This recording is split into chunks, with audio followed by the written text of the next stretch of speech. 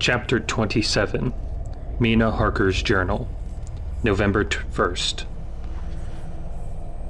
All day long we have traveled, and at good speed. The horses seem to know that they are being kindly treated, for they go willingly to their full stage at best speed.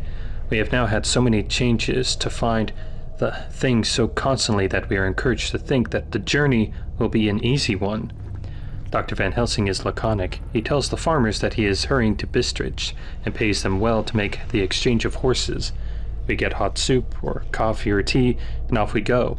It's a lovely country, full of beauties of all imaginable kinds, and the people are brave and strong and simple and seem full of nice qualities. They are very, very suspicious and superstitious. In the first house where we stopped, when the woman who served us saw the scar on my forehead, she crossed herself and put out 2 fingers toward me to keep off the evil eye. I believe they went to the trouble of putting an extra amount of garlic into our food, and I can't abide garlic. Ever since then, I have taken care not to take off my hat or veil, and so have escaped their suspicions.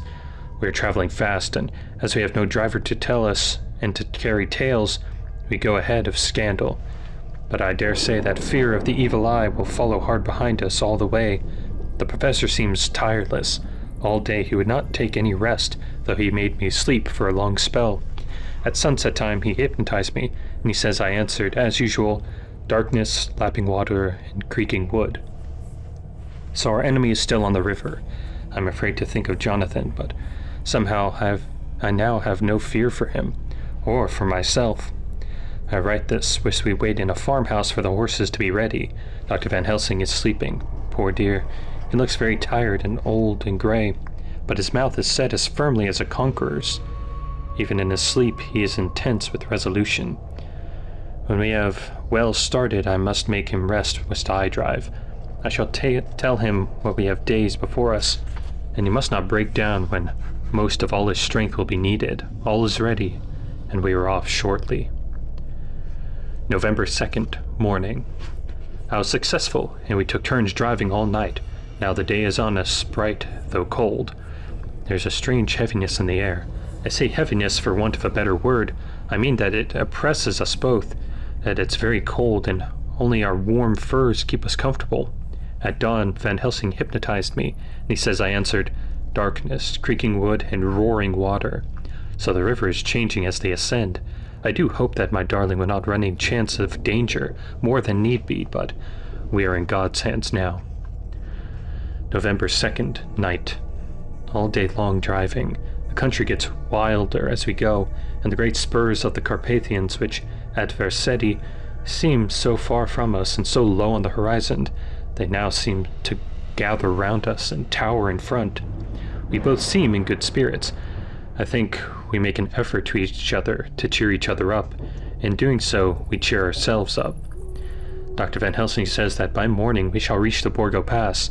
The houses are very few here now, and the professor says that the last horse we got will have to go on with us, as we may not be able to change. He got 2 in addition to the 2 we changed, and so now we have a rude 4 in hand. The dear horses are patient and good, and they give us no trouble. We are not worried with other travelers, and so even I can drive. We shall get to the pass in daylight. We do not want to arrive before, so we take it easy, and have each a long rest in turn. Oh, what will tomorrow bring us? We go to seek a place where my poor darling suffered so much. God grant that we may be guided all right, and that he will design and deign to watch over my husband, and those dear to us both, and who are in such deadly peril. As for me, I am not worthy in his sight. Alas, I am unclean to his eyes, and shall be until he may deign to let me stand forth in his sight as one of those who had not incurred his wrath. Memorandum by Abraham Van Helsing, November 4th. This is my old and true friend Dr. Seward, M.D. of Purfleet, London, in case I may not see him. It may explain it is morning. I write by a fire which all the night I have kept alive, Madam Mina aiding me. It is cold so cold that the grey heavy sky is full of snow, when which it falls will settle for all winter as the ground is hardening to receive it. It seems to have affected Madam Mina. She has been so heavy of head all day that she was not like herself, She sleeps, sleeps, and sleeps. She, who is usually so alert, have done literally nothing all the day. She even have lost her appetite. She make no entry into her little diary. She, who writes so faithfully at every pause, something whisper to me that not all is well. However, tonight she is more vivified. Her long sleep all day have refreshed and restored her, for now she is all sweet and bright as ever. At sunset I tried to hypnotize her, but, alas, with no effect. The power has grown less and less with each day, and tonight it failed me altogether. Well, God's will be done, whatever it may be, and whithersoever it may lead. Now to the historical. For as Madam Mina write on her stenography, I must, and in my cumbrous old fashion, that so each day of us may not go unrecorded. We got to the Borgo Pass just after sunrise yesterday morning. When I saw the signs of the dawn, I got ready for the hypnotism. We stopped our carriage and got down so that there might be no disturbance. I made a couch with furs, and Madam Mina, lying down, yielded herself as usual, but more slow and more short time than ever, to the hypnotic sleep. As before came the answer, darkness and the swirling of water. When she spoke, bright and radiant, and we go on our way and soon reach the pass. At this time and place, she become all on fire with zeal. Some new guiding power be in her manifested, for she point to a road and say, "This is the way." "How do you know it?" I ask. "Of course I know it," she answer, with a pause, add, "Have not my Jonathan travelled it and wrote of his travel?" At first I think somewhat strange, but soon I see that there be only one such by-road. It is used but little and very different from the coach road from Bukovina and Bistric, which is more wide and hard and more of use. So we came down this road. When we meet other ways, not always were we sure that they were roads at all, for they be neglected and light snow have fallen. The horses know, and they only. I give rein to them, and they go on so patient. By and by we find all the things which Jonathan have note in that wonderful diary of his. Then we go on long and long, and hours and hours.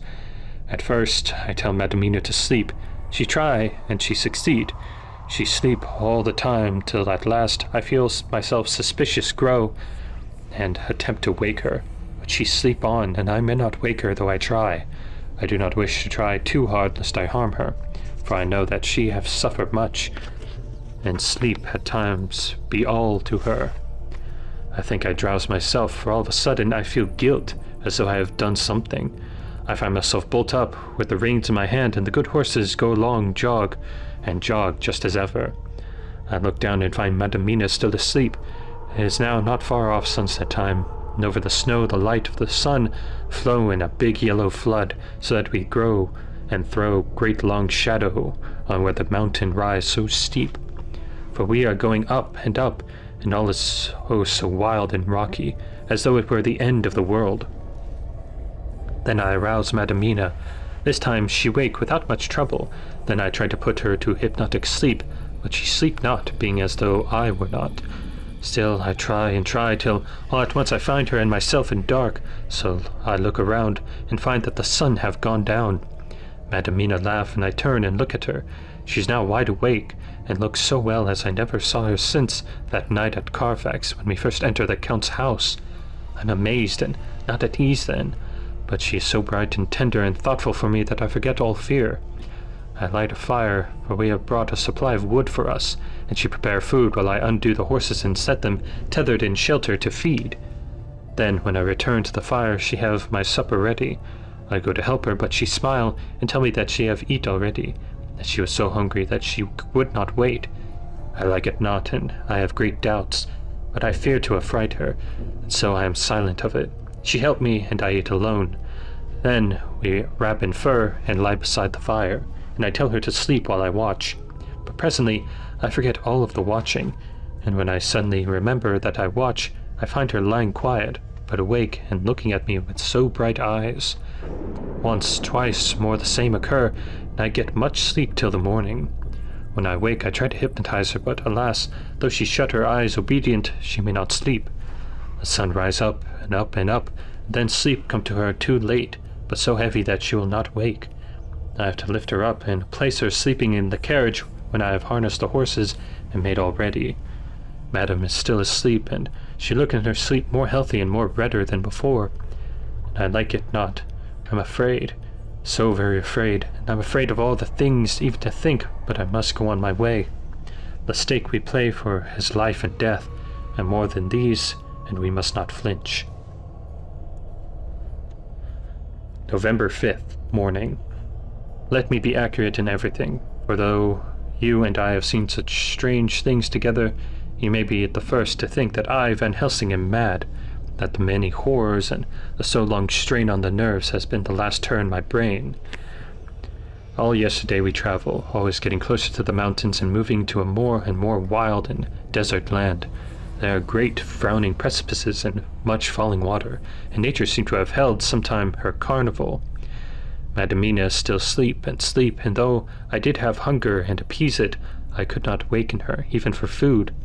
I began to fear that the fatal spell of the place upon her, tainted as she is with that vampire baptism. Well, I said to myself, if it be that she sleep all day, it shall also be that I do not sleep at night. As we travel on the rough road, for a road of ancient and imperfect kind there was, I held down my head and slept. Again I waked with a sense of guilt of time past, and found Madamina still sleeping, and the sun low down, but all was indeed changed. The frowning mountains seemed further away, and we were near the top of the steep rising hill, on the summit of which was the castle as Jonathan tell of in his diary. At once I exulted and feared, for now, for good or ill, the end was near. I woke Madamina and again tried to hypnotize her, but alas, unavailing, too late. Then, ere the great dark came upon us, for even after down sun the heavens reflected the gone sun on the snow, and all was for a time in great twilight. I took out the horses and fed them in what shelter I could. Then I make a fire, and near it I make Madamina, now awake and more charming than ever, sit comfortable amid her rugs. I got ready food, but she would not eat, simply saying that she had not hunger.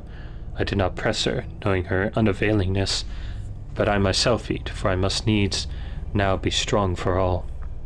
Then, with a fear on me of what might be, I drew a ring so big for her comfort, round where Madamina sat, and over a ring I passed some of the wafer, and I broke it fine so that all was well guarded. She sat still all the time, so still as one dead. It grew whiter and even whiter till the snow was not more pale, and no word she said. But when I drew near she clung to me, and I could know that the poor soul shook her from her head to feel with a tremor that was pain to feel. I said to her presently, when she had grown more quiet, "Will you not come over to the fire?" For I wished to make a test of what she could. She rose obedient, but when she had made a step she stopped, and stood as one stricken. "Why not go on?" I asked. She shook her head, and coming back, sat down in her place.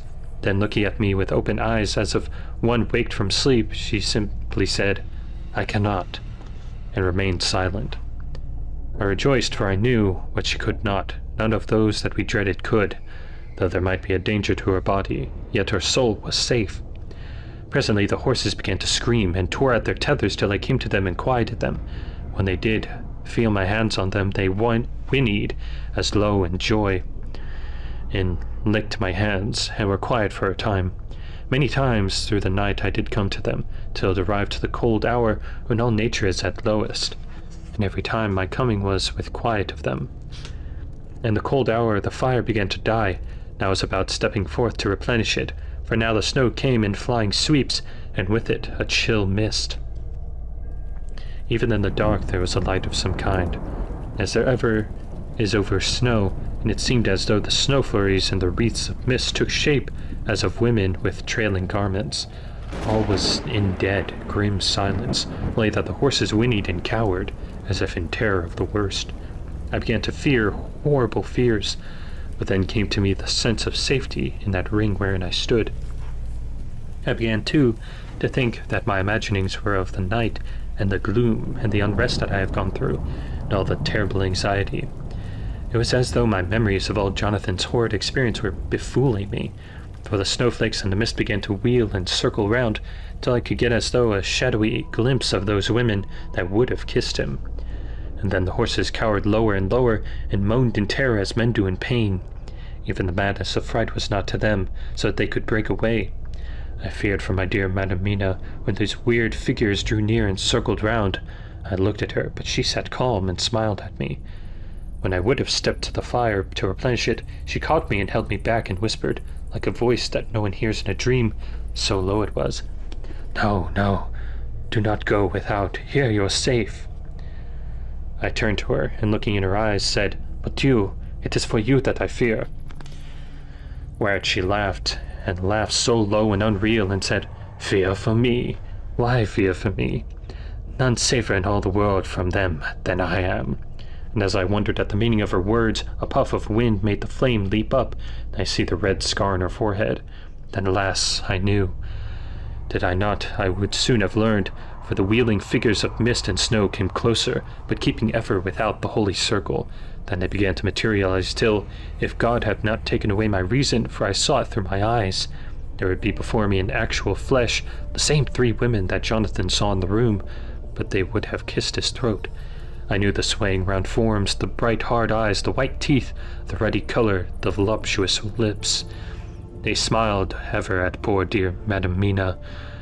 As their laugh came through the silence of the night, they twined their arms and pointed to her, and said in those sweet, tingling tones that Jonathan said were of the intolerable sweetness of water glasses, "Come, sister, come to us, come." In fear I turned to my poor Madam Mina, and my heart with gladness leapt like a flame, for oh, the terror in her sweet eyes, the repulsion, the horror told a story to my heart that was all of hope. God be thanked she was not yet of them. I seized some of the firewood which was by me, and holding out some of the wafer, advanced on them toward the fire. They drew back before me and laughed their horrid, low laugh. I fed the fire and feared them not, for I knew that we were safe within the ring, which she could not leave no more than they could enter.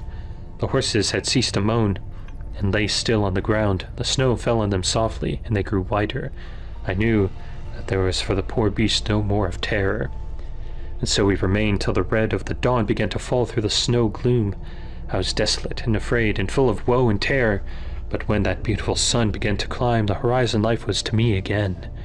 At the first coming of the dawn, the horrid figures melted into the whirling mist and snow. The wreaths of transparent gloom moved away toward the castle, and were lost.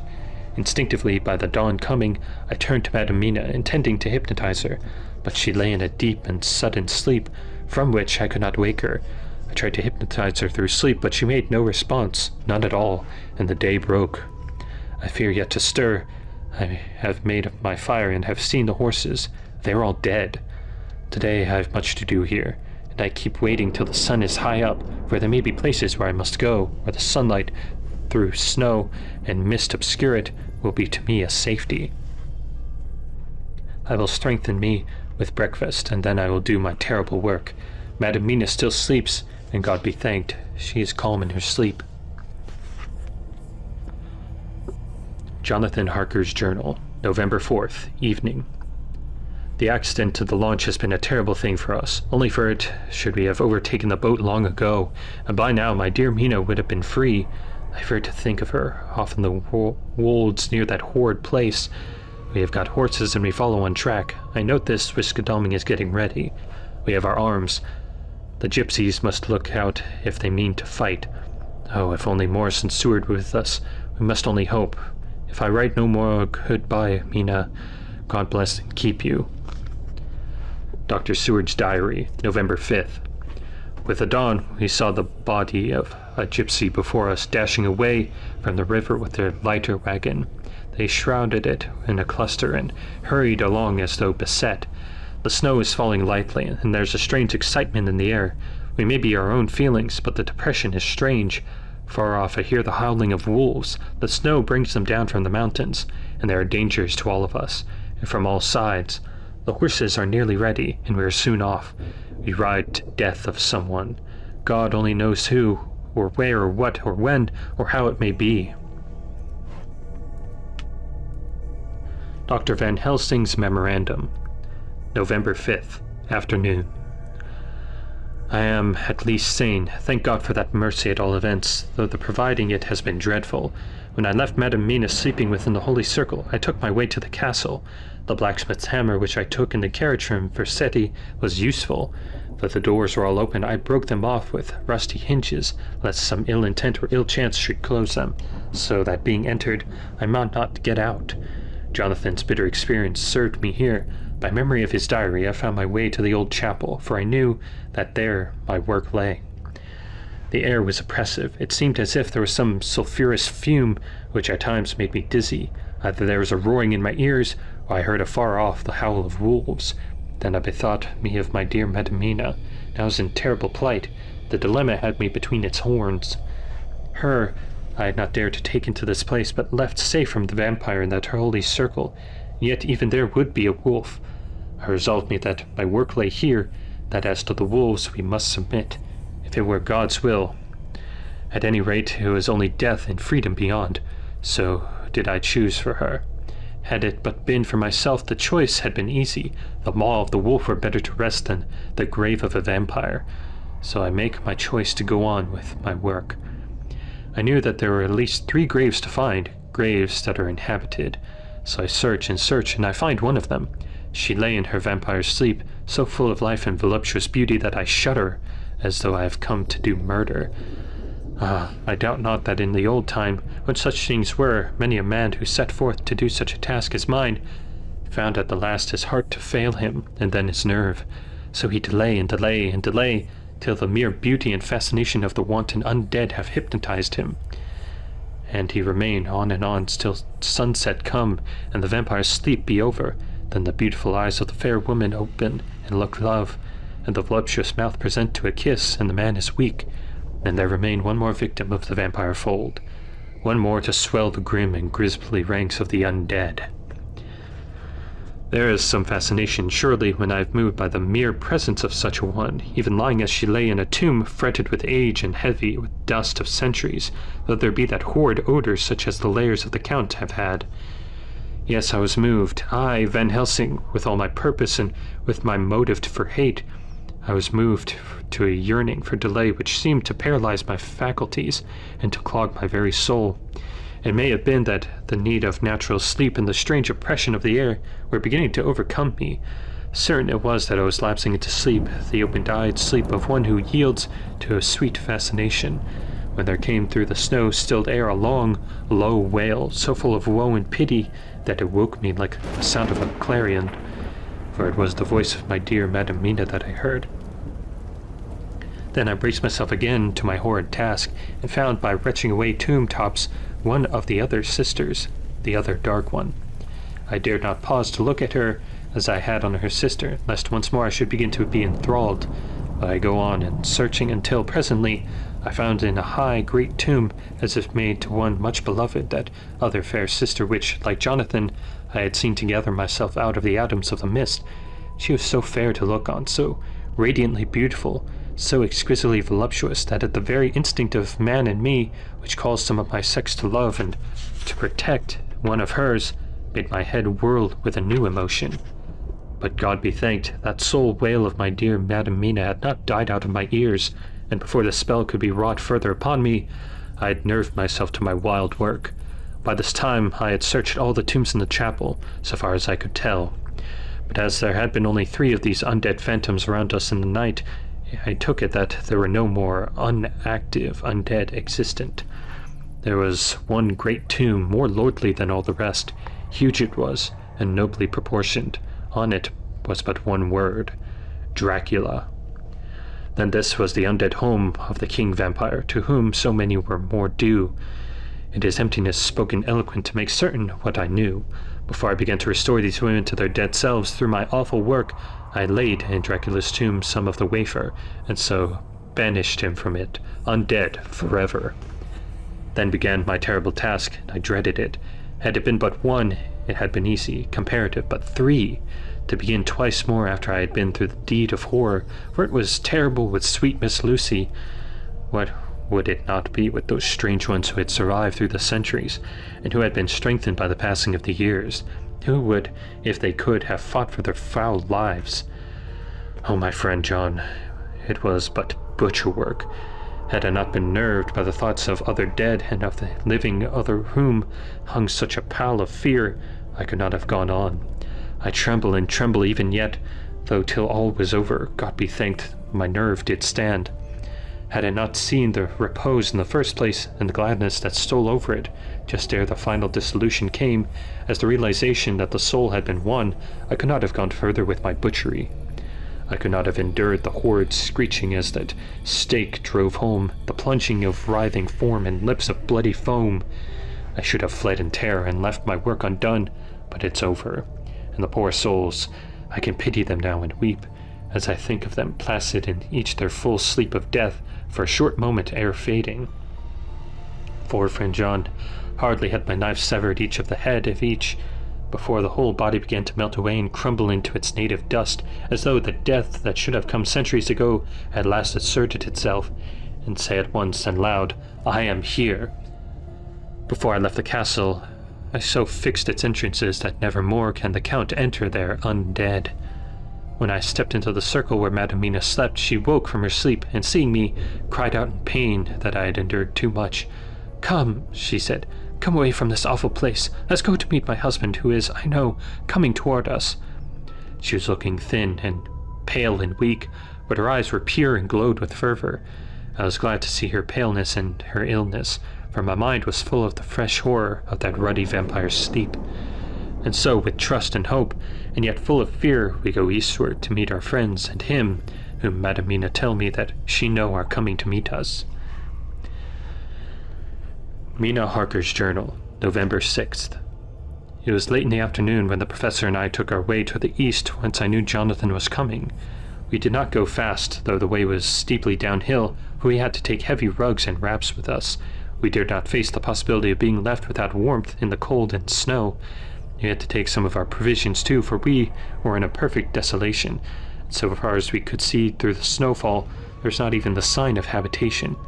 When we had gone about a mile, I was tired with the heavy waking and sat down to rest. Then we looked back and saw where the clear line of Dracula's castle cut the sky. For we were so deep under the hill whereon it was set that the angle of perspective of the Carpathian Mountains was far below it. We saw it in all its grandeur, perched 1,000 feet on the summit of a sheer precipice, and was seemingly 1,000 feet on the summit, and a great gap between it and the steep of an adjacent mountain on my side. There was something wild and uncanny about the place. We could hear the distant howling of wolves. They were far off, but the sound, even though coming muffled through the deadening snowfall, was full of terror. I knew from the way Dr. Van Helsing was searching about that he was trying to seek some strategic point where it would be less exposed in case of attack. The rough roadway still led downward. We could trace it through the drifted snow. In a little while the professor signaled to me.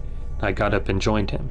He had found a wonderful spot, a sort of natural hollow rock in the stone, with an entrance like a doorway between two boulders.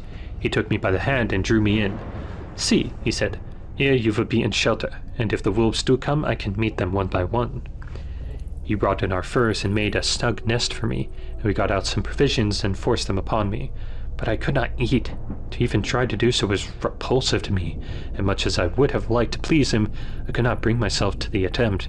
He looked very sad, but did not reproach me. Taking his field glasses from the case, he stood up on top of the rock and began to search the horizon. Suddenly he called out, "Look, Madam Mina! Look! Look!" I sprang up and stood beside him on the rock. He handed me his glasses and pointed. The snow was now falling more heavily and swirled about fiercely, for a high wind was beginning to blow. However, there were times when there were pauses between the snow flurries, and I could see a long way round from the height there was. It was possible to see a great distance, and far off beyond the white waste of snow, I could see the river lying like a black ribbon in kinks and curls, and wound its way. Straight in front of us, and not far off, in fact, so near that I wondered we had not noticed before, came a group of mounted men hurrying along. In the midst of them was a cart, a long lighter wagon, which swept from side to side, like a dog's tail wagging, with each stern inequality of the road. Outlined against the snow as they were, I could see from the men's clothes that they were peasants and gypsies of some kind. On the cart was a great square chest. My heart leaped for I saw it, for I felt that the end was coming. Evening was now drawing close, and well I knew that sunset was the thing which was still then imprisoned there, would take new freedom and could in any of forms elude pursuit. In fear I turned to the professor. To my consternation, however, he was not there. An instant later I saw him below me. Round the rock he draw a circle, such as we had found shelter in last night. When he had completed it, he stood beside me again. At least you shall be safe here from him. He took the glasses from me, and at the last lull of snow swept the whole space below us. See, he said, they come quickly. They are flogging the horses and galloping as hard as they can. He paused and went on with a hollow voice. They are racing for the sunset. They may be too late. God's will be done. Down came another blinding rush of driving snow, and the whole landscape was blotted out. It soon passed, however, and once more his glasses were fixed on the plain. Then came a sudden cry. Look! Look! See, 2 horsemen follow fast, coming up from the snow. It must be Quincy and John. Take the glass. Look before the snow blots it all out. I took it and looked. The 2 men might be Dr. Seward and Mr. Morris. I knew at all events that neither of them was Jonathan. At the same time, I knew that Jonathan was not far off. Looking round, I saw on the north side of the coming party 2 other men, riding at breakneck speed. One of them I knew was Jonathan, and the other I took, of course, to be Lord Godalming. They, too, were pursuing the party with a cart. When I told the professor, he shouted in glee like a schoolboy, and after looking intently till a snowfall made sight impossible, he laid his Winchester rifle ready for use against the boulder at the opening of our shelter. They are all converging, he said. When the time comes, we shall have gypsies on all sides. I got out my revolver ready to hand, for whilst we were speaking, the howls of wolves came closer and louder. When the snowstorm abated the moment we looked again, it was strange to see the snow falling in such heavy flakes close to us and beyond, the sun shining more and more brightly as it sank down toward the far mountain tops.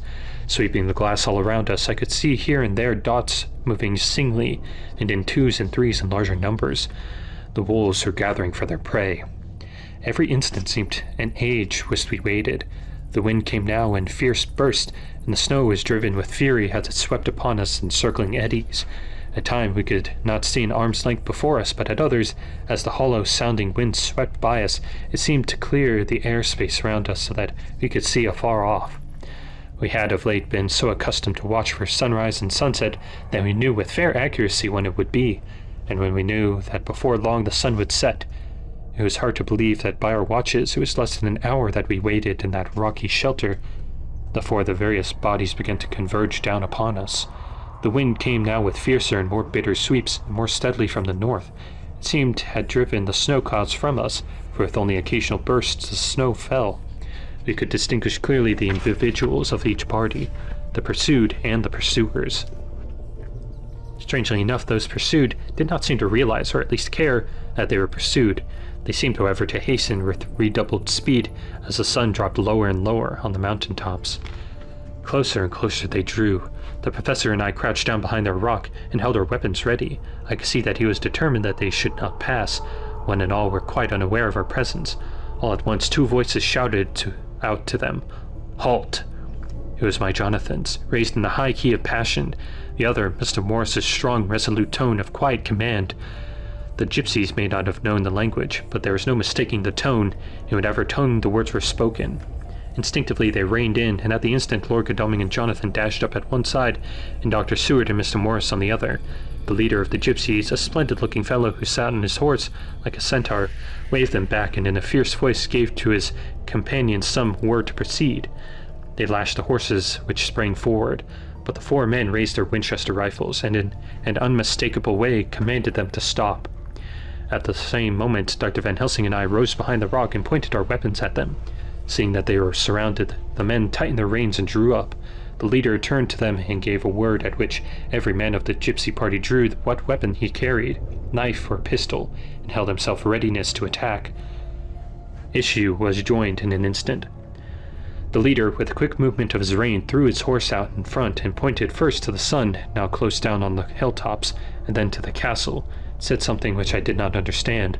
For answer, all 4 of our party threw themselves from their horses and dashed toward the cart. I should have a terrible fear at seeing Jonathan in such danger, but that the ardor of battle must have been upon me as well as the rest of them. I felt no fear, but only a wild, surging desire to do something. Seeing the quick movement of our parties, the leader of the gypsies gave the command. His men instantly formed around the cart in a sort of indisciplined endeavor, each one shouldering and pushing the other in his eagerness to carry out the order. In the midst of this, I could see that Jonathan on one side of the ring of men and Quincy on the other were forcing a way to the cart. It was evident that they were bent on finishing their task before the sun should set. Nothing seemed to stop or even hinder them. Neither the leveled weapons nor the flashing knives of the gypsies in front nor the howling of the wolves behind appeared to even attract their attention.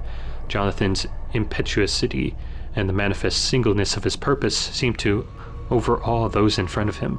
Instinctively they cowered aside and let him pass. In an instant he had jumped on the cart, and with a strength which seemed incredible, raised a great box and flung it over the wheel to the ground. In the meantime, Mr. Morris had to use force to pass through his side of the ring of the gypsies. All the time I had been breathlessly watching Jonathan as I had, with the tail of my eye, seen him pressing desperately forward, and had seen the knives of the gypsies flash as he won a way through them, and they cut at him. He had parried with his great bowie knife, and at first I thought that he too had come through in safety, but as he sprang beside Jonathan, who had by now jumped from the cart, I could see with his left hand he was clutching at his side, and that the blood was spurting through his fingers. He did not delay notwithstanding this, for as Jonathan, with desperate energy, attacked one end of the chest, attempting to prise off the lid with his great kukri knife, he attacked the other frantically with his bowie. Under the efforts of both men, the lid began to yield. The nails drew with a screeching sound, and the top of the box was thrown back. By this time, the gypsies, seeing themselves covered by the Winchesters and at the mercy of Lord Godalming and Dr. Seward, had given in and made no further resistance. The sun was almost down on the mountain-tops, and the shadows of the whole group fell upon the snow. I saw the Count lying within the box of earth, some of which the rood falling from the cart had scattered over him. He was deadly pale, just like a waxen image, and the red eyes glared with a horrible vindictive look which I knew so well. As I looked, the eyes saw the sinking sun, and the look of hate in them turned to triumph. But one in the instant came the sweep of flash of Jonathan's great knife. I shrieked as I saw it shear through the throat, which at the same moment Mr. Morris' bowie knife plunged into the heart. It was like a miracle, but before our very eyes, and almost in the drawing of breath, the whole body crumbled into dust and passed from our sight. I shall be glad, as long as I live, that even at that moment of our final dissolution, there was in the face a look of peace such as I could never have imagined might have rested there. The castle of Dracula now stood out against the red sky, and every stone of its broken battlements was articulated against the light of the setting sun. The gypsies, taking us in some way the cause of the extraordinary disappearance of the dead man, turned without a word and rode off as if for their lives. Those who were unmounted jumped on the lighter wagon and shouted to the horsemen not to desert them. The wolves, which had withdrawn to a safe distance, followed in their wake, leaving us alone. Mr. Morris, who had sunk to the ground, leaned on his elbow, holding his hand pressed to his side. The blood still gushed through his fingers. I flew to him, for the holy circle did not keep me back now. So did the two doctors. Jonathan knelt beside him, and the wounded man lay down back on his head, on his shoulder. With a sigh he took, with a feeble effort, my hand in that of his own, which was unstained. He must have seen the anguish of my heart in my face, for he smiled at me and said, "I am only too happy to have been of service, O God," he cried suddenly, and struggled to a sitting posture, and pointed to me. "It was worth for this to die. Look! Look!" The sun was now right down upon the mountain-top, and the red gleams fell upon my face, so that it was bathed in rosy light. With one impulse the men sank to their knees, and a deep and earnest amen broke out from all their eyes, followed with the pointing of his finger. The dying man spoke. "Now God be thanked that all has not been in vain. See, the snow is not more stainless than her forehead. The curse has passed away." And to our bitter grief, with a smile and in silence, he died, a gallant gentleman. Many years later. 7 years ago we all went through the flames, and the happiness of some of us since then is, we think, well worth the pain we endured. It is an added joy to Mina and to me that our boy's birthday is the same day as that on which Quincy Morris died. His mother holds, I know, the secret belief that some of our brave friend's spirit has passed into him. His bundle of names links all our little band of men together, but we call him Quincy. In the summer of this year, we made a journey to Transylvania, and went over the old ground which was, and is, to us so full of vivid and terrible memories. It was almost impossible to believe that the things which we had seen with our own eyes and heard with our own ears were living truths. Every trace of all had been and was blotted out. The castle stood as before, reared high above the wastes of desolation. When we got home, we were talking of the old time, which we could all look back on without despair, for Godalming and Seward are both happily married. I took the papers from the safe where they had been ever since the return so long ago. We were struck with the fact that in all the mass of material of which the record is composed, there is hardly one authentic document, nothing but a mass of typewriting, except the later notebooks of Mina and Seward and myself, and Van Helsing's memorandum. We could hardly ask anyone, even did we wish to accept these as proofs of so wild a story. Van Helsing summed it all up as he said, with our boy on his knee, "We want no proofs. We ask none to believe us. This boy will someday know what a brave and gallant woman his mother is. Already he knows her sweetness and loving care. Later on he will understand how some men so loved her that they dare much for her sake." Jonathan Harker. Thank you. That was the final chapter of Bram Stoker's Dracula. Thank you for listening to my reading of the novel, and I will see you again very soon.